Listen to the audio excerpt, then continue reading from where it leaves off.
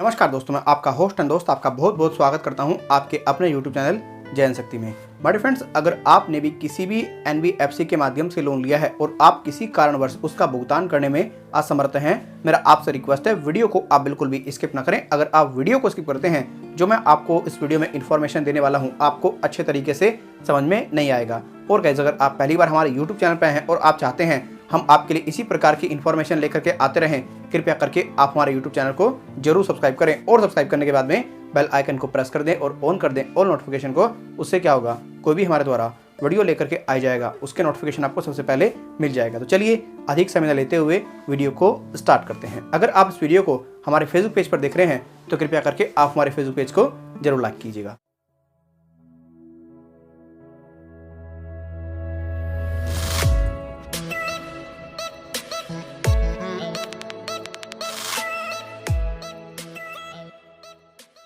Friends, हमारा एक दूसरा चैनल और है जिसका नाम है लोन विक्टिम।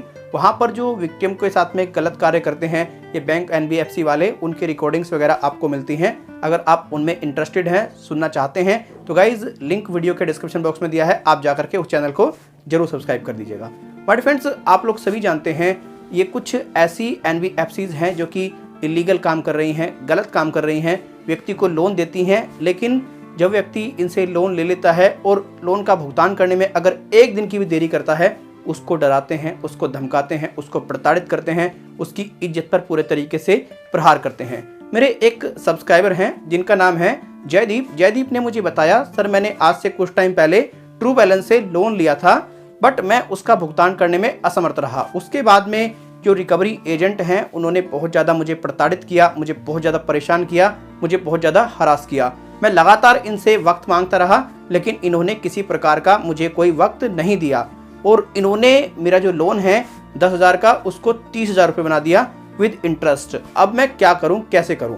तो दोस्तों, मैंने अक्सर आप लोगों को एक बात कही है, अगर आपने किसी भी बैंक और NBFC के माध्यम से लोन लिया है और आप उसका भुगतान करने में असमर्थ हैं किसी भी रीज़न से, तो देखिए आपको सबसे पहले रिटर्न में उस बैंक और NBFC को सूचना देनी चाहिए कि भाई देखिए मेरी ये समस्या है और मैं इस कारणवश आपका पैसा नहीं दे पा रहा हूँ और मुझे इतना टाइम दें, जो भी मतलब आप टाइम चाहते हैं वो उसको रिटर्न में दे दें। ठीक, तो ज़्यादा बेटर होता है, चाहे ईमेल के थ्रू दें, चाहे उसके आप ऑफिस पे जा करके दें।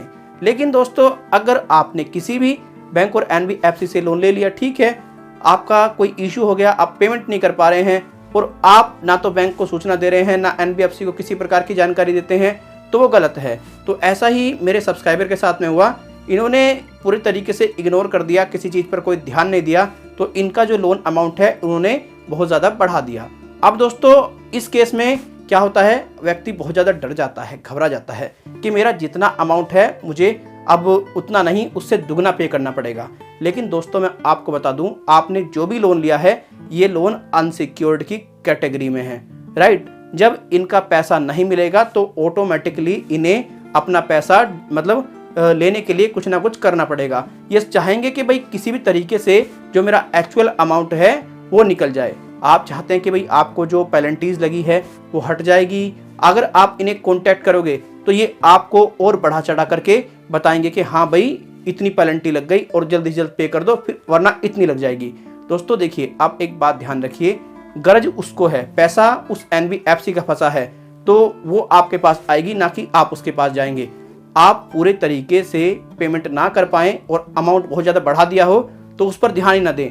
आखिर अगर कोर्ट तक भी मामला जाता है ना, तो जहाँ तक मुझे जानकारी है, देखिए मैं कोई लीगल एडवाइज़र नहीं हूँ और ना ही कोई मैं फाइनेंशियल एडवाइज़र हूँ। जो मैं आपको बता रहा हूँ ये अपने व्यक्तिगत अनुभव के आधार पर बता रहा हूँ। देखिए लास्ट में क्या होता है, जो एक्चुअल अमाउंट है वही पे किया जाता है, जहाँ तक मुझे जानकारी है। क्योंकि यार अनसिक्योर्ड लोन है, बैंक ने अपने रिस्क पर लोन दिया है आपको, ठीक, वो चाहेगा कि जितना पैसा निकल जाए उतना काफ़ी है। तो अगर आप सेटलमेंट करना चाहते हैं तो देखिए आपको मैं बताना चाहूँगा, आप स्वयं कॉन्टैक्ट बैंक NBFC को न करें सेटलमेंट के लिए। जितना खींच सकते हो उतना खींचो, लेकिन सेटलमेंट करने के बाद आपको एक बात ध्यान रखनी होगी, आपकी फाइनेंशियल डेथ पूरे तरीके से हो जाएगी। मतलब फ्यूचर में आप किसी बैंक NBFC से लोन नहीं ले सकते, ये आप बात ध्यान रखिएगा अच्छे तरीके से, समझ गए।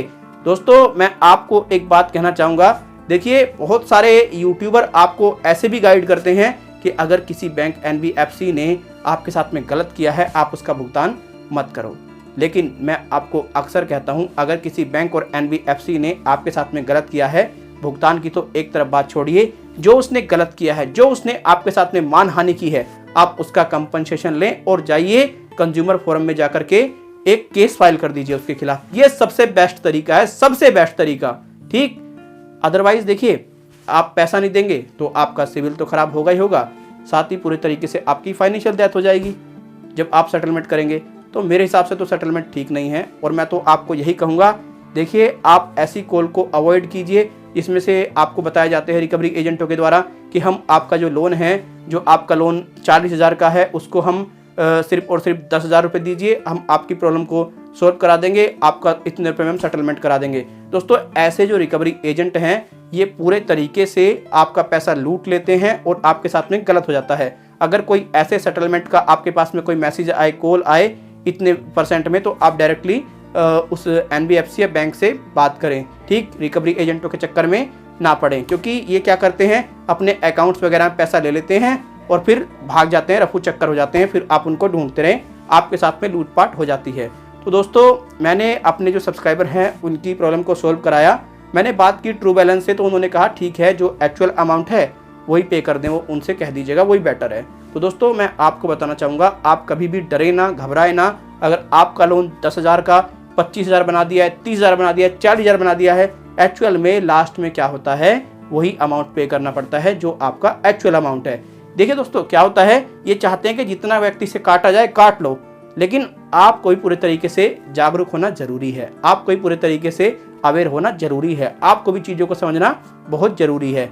दोस्तों, मैं आपको यही कहना चाहूँगा, आप किसी भी ऐसी बैंक एनबीएफसी से लोन मत लिया करो, बाद में फिर आपको दिक्कत आती है। अगर आप किसी से लोन लेते हैं तो कोशिश करें उसका पेमेंट आप टाइमली कर दें। अगर नहीं कर पा रहे हैं किसी कारणवश, तो उसको एक वैलिड रीज़न बता दें तो बेटर होगा।